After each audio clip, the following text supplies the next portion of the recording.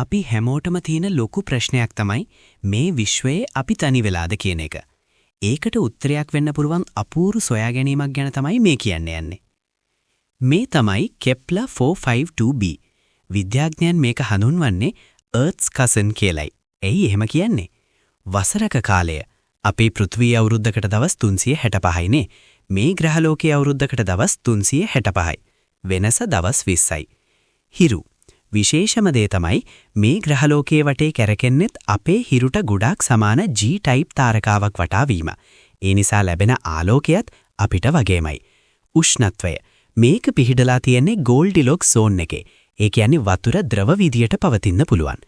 කවුද මේක හොයාගත්තේ? මේක හොයාගත්තේ NASA ආයතනයේ කෙප්ලර් ස්පේස් ටෙලිස්කෝප් මෙහෙයුම මගින්. මේ සොයාගැනීමේ මූලිකත්වය ගත්තේ NASA එකේ දත්ත විශ්ලේෂක ජොන් ජෙන්කින්ස් ඇතුළු කණ්ඩායමයි.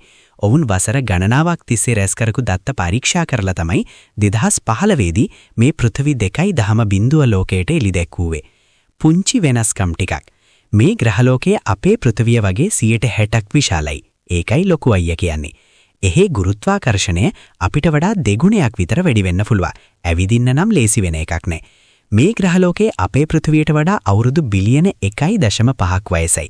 ඒ කියන්නේ පෘථිවියේ අනාගතය කොයි වගේ වෙයිද කියලා බලාගන්න මේක හොඳ තැන. කොහෙද මේක තියෙන්නේ? අපෙන් ආලෝක වර්ෂ 1400ක් ඈතින් සිග්නස් කියන තාරකා රාශියේ තමයි මේක තියෙන්නේ.